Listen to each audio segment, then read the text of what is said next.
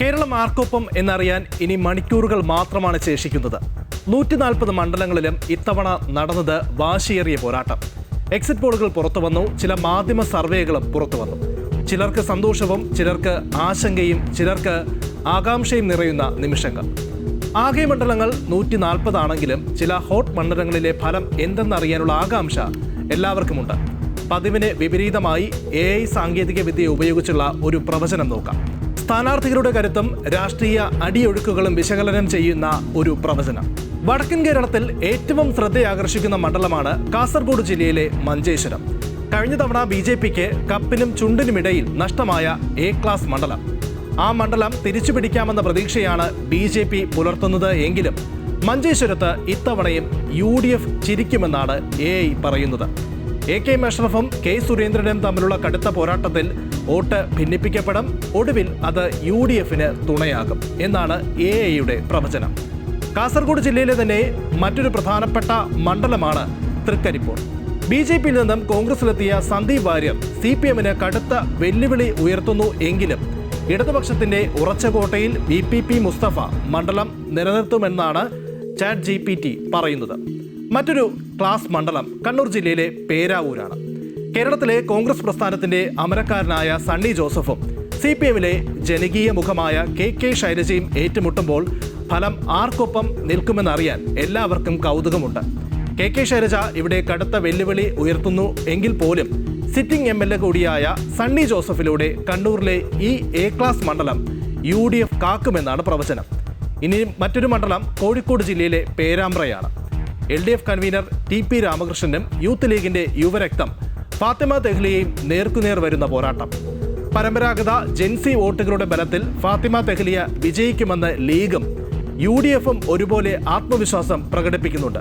പക്ഷേ CPMന്റെ കരുത്തനായ TP രാമകൃഷ്ണൻ ഇത്തവണയും പേരാമ്പ്രയിൽ ചെങ്കൊടി പാറിക്കുമെന്ന് AI പ്രവചിക്കുന്നു. മന്ത്രി മുഹമ്മദ് റിയാസും PV അൻവറും നേർക്കുനേർ എത്തുന്ന ബേപ്പൂർ മണ്ഡലം. ആരാകും ബേപ്പൂരിന്റെ സുൽത്താനാവുക? താൻ നിശ്ചയമായും വിജയിക്കുമെന്നാണ് ഇരുവരും അവകാശവാദം ഉന്നയിക്കുന്നത്. ആർക്കൊപ്പം നിൽക്കും ബേപ്പൂർ എന്നറിയാൻ എല്ലാവർക്കും ആകാംക്ഷയുമുണ്ട്. LDF മന്ത്രിയായ PA Muhammad റിയാസിനെ ഞെട്ടിച്ച് PV Anwar ബേപ്പൂരിൽ വിജയക്കൊടി പാറിക്കാനാണ് സാധ്യതയെന്നാണ് AI സൂചിപ്പിക്കുന്നത്. ചെറിയ മാറ്റമല്ല ഇവിടെ സംഭവിക്കാൻ പോകുന്നത് എന്ന് ചുരുക്കം. മലപ്പുറത്തെ UDF കോട്ടയിൽ, പ്രത്യേകിച്ച് തിരൂരിൽ B അബ്ദുറഹ്മാനെ പരാജയപ്പെടുത്തി UDFന്റെ കുറുക്കോളി മൊയ്തീൻ വലിയ ഭൂരിപക്ഷത്തോടെ വിജയം ആവർത്തിക്കുമെന്നും AI പറഞ്ഞു വയ്ക്കുന്നുണ്ട്. മറ്റൊരു പ്രധാനപ്പെട്ട മന്ത്രിമണ്ഡലമാണ് പാലക്കാട് ജില്ലയിലെ തൃത്താല.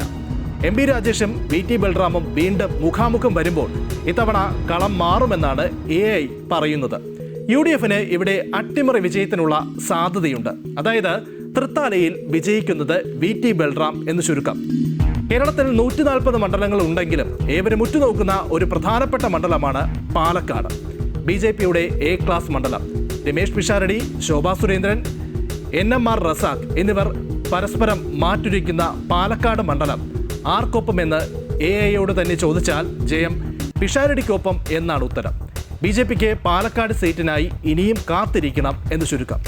ശക്തന്റെ നാടായ തൃശൂരിൽ പൂരപ്പറമ്പിലെ വോട്ടുകൾ BJPയുടെ പത്മജ വേണുഗോപാൽ കൂട്ടുമോ എന്ന ചോദ്യത്തിന് ഉത്തരം കൂട്ടും എന്ന് തന്നെയാണ്. പക്ഷേ പത്മജ വേണുഗോപാലിനേക്കാൾ വോട്ട് വിഹിതത്തിൽ മുന്നിലെത്തി UDF സീറ്റ് പിടിച്ചെടുക്കും എന്നാണ് പ്രവചനം.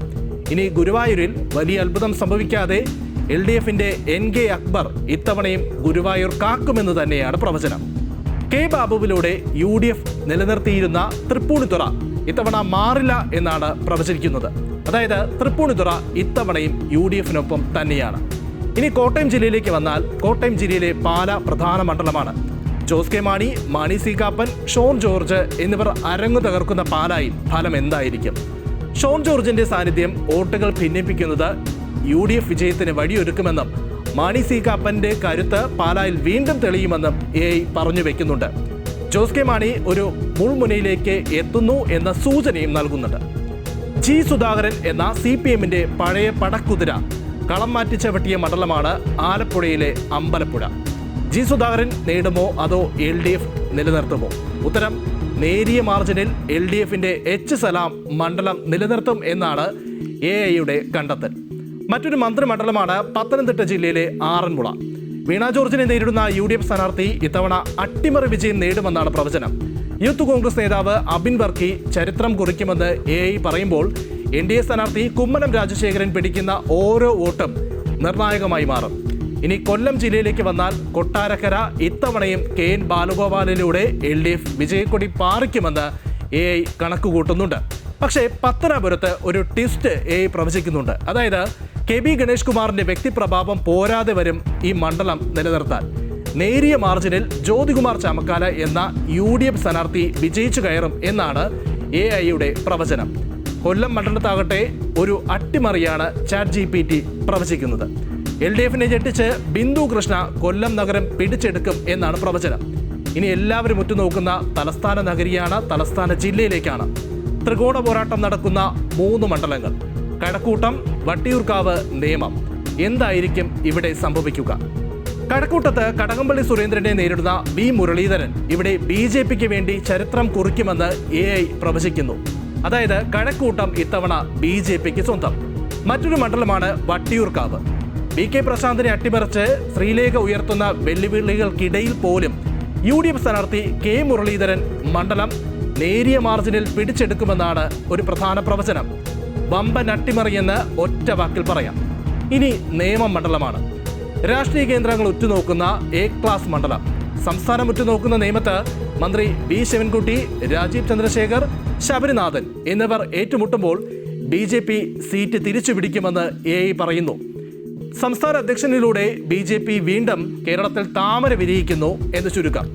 അങ്ങനെ ഈ 20 മണ്ഡലങ്ങളിൽ 13 UDFും 5 LDFും 2 BJPയും വിജയിക്കും എന്നാണ് ChatGPTയുടെ ഫൈനൽ പ്രൊജക്ഷൻ. പക്ഷേ ഒരു കാര്യം മറക്കേണ്ട, ഇതൊക്കെ AIയുടെ ഡേറ്റ വിലയിരുത്തലാണ്. ജനമനസ്സ് എന്തെന്ന് മെയ് 4 അറിയാൻ സാധിക്കൂ. അതിനി മണിക്കൂറുകളുടെ ദൈർഘ്യം മാത്രമാണ് ഉള്ളത്.